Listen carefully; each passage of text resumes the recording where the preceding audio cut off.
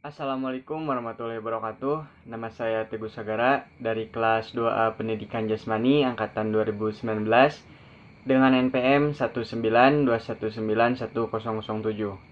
Pada kesempatan kali ini saya akan menjelaskan materi kerangka dasar kurikulum tahun 2013.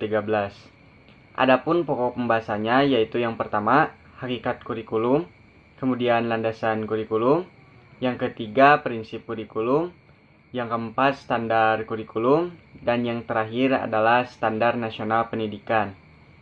Nah, untuk mempersingkat waktu, kita langsung saja masuk ke materi pertama yaitu hakikat kurikulum. Kurikulum 2013 adalah penyempurnaan dari kurikulum berbasis kompetisi yang menyempurnakan standar kompetisi lulusan dengan dikembangkannya sesuai dengan tuntutan kekinian Indonesia dan masa depan sesuai kebutuhan. Penyempurnaan standar isi diuraikan atas kecukupan dan kesesuaian dengan kompetensi. Hakikat kurikulum 2013 menginginkan perubahan yang menyeluruh dalam diri pendidikan.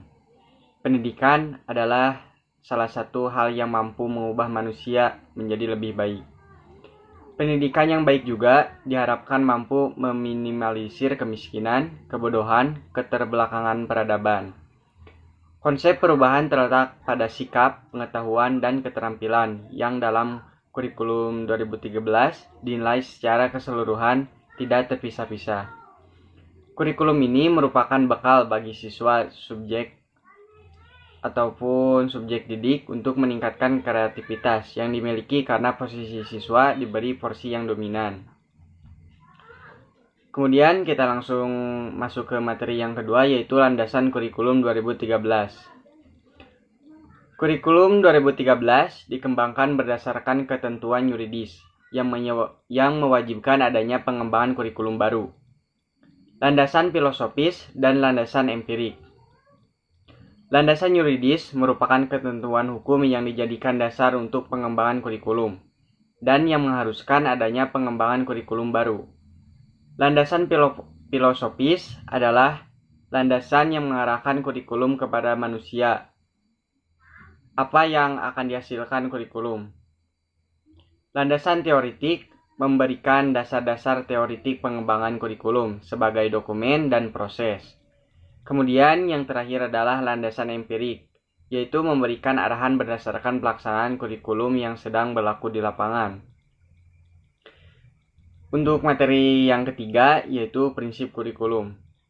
Prinsip ini dibagi menjadi beberapa bagian, yaitu yang pertama, kurikulum bukan hanya merupakan sekumpulan daftar mata pelajaran, karena mata pelajaran hanya merupakan sumber materi pembelajaran untuk mencapai kompetensi. Yang kedua, kurikulum didasarkan pada standar kompetensi lulusan yang ditetapkan untuk satu tujuan pendidikan, jenjang pendidikan, dan program pendidikan. Yang ketiga, kurikulum didasarkan pada model kurikulum berbasis kompetensi. Model kurikulum berbasis kompetensi ditandai oleh pengembangan kompetensi berupa sikap, pengetahuan, keterampilan, berpikir psikomotorik yang dikemas dalam berbagai mata pelajaran. Yang keempat, kurikulum didasarkan atas prinsip bahwa setiap sikap, keterampilan, dan pengetahuan yang dirumuskan dalam kurikulum berbentuk kompetensi dasar dan dapat dipelajari dan dikuasai setiap peserta didik sesuai dengan kaidah kurikulum berbasis kompetensi. Yang kelima, kurikulum dikembangkan dengan memberikan kesempatan pada peserta didik untuk mengembangkan perbedaan dan kemampuan dan minat. Yang keenam, kurikulum berpusat pada potensi, perkembangan, kebutuhan, dan kepentingan peserta didik dan lingkungannya. Kurikulum dikembangkan berdasarkan prinsip bahwa peserta didik berada pada posisi sentral dan aktif dalam belajar. Kemudian yang ketujuh, kurikulum harus tanggap terhadap perkembangan ilmu pengetahuan, budaya, teknologi, dan seni. Kurikulum dikembangkan atas dasar kesadaran bahwa ilmu pengetahuan, budaya, teknologi, dan seni berkembang secara dinamis. Yang kedelapan, yaitu kurikulum harus relevan dengan kebutuhan kehidupan. Pendidikan tidak boleh memisahkan peserta didik dari lingkungannya, dan pengembangan kurikulum didasarkan kepada prinsip relevansi pendidikan dengan kebutuhan dan lingkungan hidup. Yang kesembilan, kurikulum harus diarahkan kepada proses pengembangan, pembudayaan, dan pemberdayaan peserta didik yang berlangsung sepanjang hayat. Yang ke-10, kurikulum didasarkan kepada kepentingan nasional dan kepentingan daerah. Kurikulum dikembangkan dengan memperhatikan kepentingan nasional dan kepentingan daerah untuk membangun kehidupan bermasyarakat, berbangsa, serta bernegara. Yang terakhir yaitu yang ke-11, penilaian hasil belajar ditunjukkan untuk mengetahui dan memperbaiki pencapaian kompetensi. Kemudian untuk yang materi selanjutnya yaitu struktur kurikulum. Untuk struktur ini juga dibagi menjadi beberapa bagian, yaitu yang pertama, kompetisi inti. Kompetisi inti ini merupakan tingkat kemampuan untuk mencapai standar kompetensi lulusan yang harus dimiliki seorang peserta didik pada setiap tingkat kelas maupun program yang menjadi landasan pengembangan kompetisi dasar. Yang kedua, kompetisi dasar. Kompetensi dasar merupakan tingkat kemampuan dalam konteks muatan pembelajaran, pengalaman belajar, atau mata pelajaran yang mengacu pada kompetensi inti. Yang ketiga yaitu muatan pembelajaran. Muatan pembelajaran pendidikan anak usia dini berisi program pengembangan pribadi anak. Muatan pembelajaran pada satuan pendidikan dasar berisi muatan umum. Muatan umum pembelajaran pada tingkat SD, MI, ataupun SDLB sederajat terdiri atas pendidikan agama, PKN, bahasa, matematika, IPA, IPS, seni budaya, penjas, keterampilan atau kejuruan, dan muatan lokal.